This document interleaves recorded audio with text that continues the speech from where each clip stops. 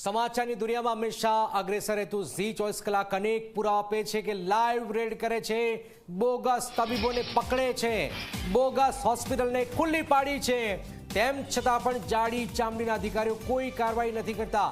ઝી 24 કલાકે ખ્યાતિ કાંડ ઉજાગર કર્યો, મહેસાણા નસબંધી કાંડ ઉજાગર કર્યો અને આજે બોગસ તબીબોને પકડ્યા છે। હવે તો જાગો આરોગ્ય મંત્રી। ગુજરાતમાં હજારોની સંખ્યામાં બોગસ તબીબો સારવાર કરે છે, દવાખાનાઓ ખોલી નાખ્યા છે, ડેન્ગ્યુના દર્દીની સારવાર કરી રહ્યા છે આ બોગસ તબીબો। જો કડક કાર્યવાહી સમયસર નહીં થાય તો કેટલાય લોકો મોતને ભેટશે। જાગો આરોગ્ય વિભાગ, જાગો। આરોગ્ય મંત્રાલય ક્યાં છે? આરોગ્ય અધિકારીઓને શરમ તો હોય તો કાર્યવાહી થાય। ગુરુવારે સુરતમાં 13 નકલી ડોક્ટરો પકડાયા। સુરતમાં તો નકલી ડોક્ટર બનાવવાની જાણે કે કોલેજ ચાલતી હતી। ઝી 24 કલાકે ઝોલાછાપ ડોક્ટરોને ત્યાં રેડ પાડી। બીએમએસ ડોક્ટરો દર્દીઓને બાટલા ચડાવી રહ્યા છે। સુરતમાં દુકાનોમાં હોસ્પિટલો શરૂ કરી દેવાઈ છે। કોઈની પાસે બીઈએમએસની ડિગ્રી કે કોઈની પાસે બીઈએમએસની ડિગ્રી, આરોગ્ય અધિકારી કહ્યું છે કે બીએમએસ બાટલા ચડાવી શકે નહીં। અને આપ જોઈ રહ્યા છો બીએમએસ ડોક્ટર, એમબીબીએસ ડોક્ટર જેવી કામગીરી કરે છે। સુરતમાં આરોગ્ય વિભાગ જાગો, ઝોલાછાપ ડોક્ટર ખુલ્લેઆમ ચલાવી રહ્યા છે ક્લિનિક। 4 દ્રશ્યો આપની ટીવી સ્ક્રીન પર। એક પછી એક કાંડ સામે આવી રહ્યા છે। ખ્યાતિકાંડ, અનેક નિર્દોષ લોકોની હત્યા કરી આ ખ્યાતિકાંડે। નસબંધી કાંડ, એક પછી એક ઝોલાછાપ ડોક્ટરો ગમે તેમ લોકોની જિંદગી હેરાન પરેશાન કરી રહ્યા છે। અને હવે તો આરોગ્ય વિભાગ આપ જોઈ રહ્યો કે નકલી જનસેવા હોસ્પિટલ સામે આવી અને એક સાથે આટલા મોટા પ્રમાણમાં ડોક્ટરો નકલી પકડાય, નકલી તબીબો પકડાય, રાફડો ફાટ્યો છે।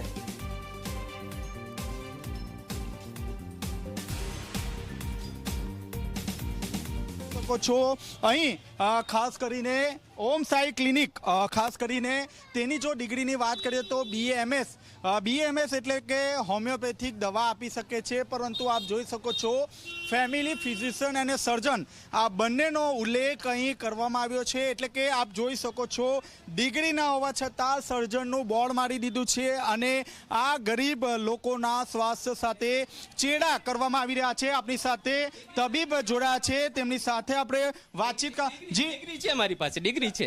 कौन सी सर्जन की डिग्री है? अरे बैचलर आयुर्वेद मेडिकल और सर्जरी बीएमएस ने बीएम हाँ जो सर्जन क्या मार्યું છે? સર્જન માર્યું છે અમે। સર્જન પર ક્યાં માર્યું? ચાલો દેખાડો મને હા ચાલો દેખાડો મને ક્યાં માર્યું છે સર્જન? આપણી સાથે કઈ ડિગ્રી છે તમારી પાસે? આપ જોઈ શકો છો બીએમએસ ની જે ડિગ્રી છે અને આ ડિગ્રીમાં ખાસ કરીને જે લોકોની જે સારવાર હોય છે તે ફક્ત દવા આપવામાં આવતી હોય છે, પરંતુ અહીં જે બાટલા છે તે બાટલા પણ ચડાવવામાં આવ્યા છે। આપ જોઈ શકો છો હાલમાં ગરીબોના સ્વાસ્થ્ય સાથે ચેડા કરવામાં આવી રહ્યા છે। બેન શું થયું છે? ક્યાં હુઆ है? डेंगू। और कब से बॉटल चढ़ रही है? 3 रोज से। तीन रोज से। 3 દિવસ થી रोज कितने चढ़ाते हैं बॉटल? 1।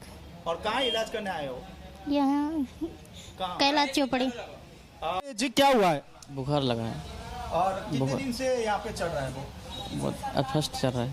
फर्स्ट चल रहा है। फर्स्ट चढ़ रहा है। जी। कितने दिन से आ रहे हो? जी 2 दिन से। જી આપ જોઈ શકો છો જનના 3 દિવસ અને 2 દિવસથી જે દર્દીઓ છે તે આવી રહ્યા છે। આપણી સાથે તબીબ છે, બીએમએસ ની ડિગ્રી છે। મારી વાત સાંભળો, જિલ્લા આરોગ્ય વિભાગનું એવું કહેવું છે બાટલા ના ચડાવી શકો। તમે પેલા સાહેબ હારે વાત કરી લો, પેલા તમે આ સાહેબ સાથે વાત કરી લો। અમારા આયુર્વેદના મેન અધિકારી છે, હું તમને જે પૂછું એનો જવાબ આપો। અમારા સેક્રેટરી સાહેબ છે, ઇમરજન્સીમાં બધો રાઈટ છે અમને।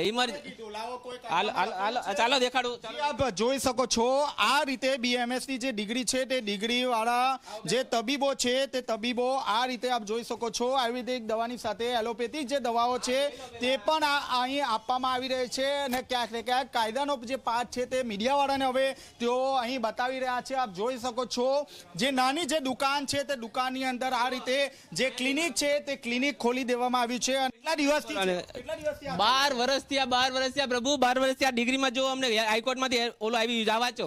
આરોગ્ય વિભાગ ખોટું બોલે છે? અરે પ્રભુ આરોગ્ય વિભાગ ખોટું બોલે છે? હાઈકોર્ટ ખોટું બોલે? આરોગ્ય વિભાગ અરે પ્રભુ ઇમરજન્સીમાં કરવાનું હોય, આ બધું ઇમરજન્સી હોય। જો પૂછે ને 3 દિવસથી તમે એનો રિપોર્ટ જુઓ, એનો 3 દિવસથી ડેન્ગ્યુ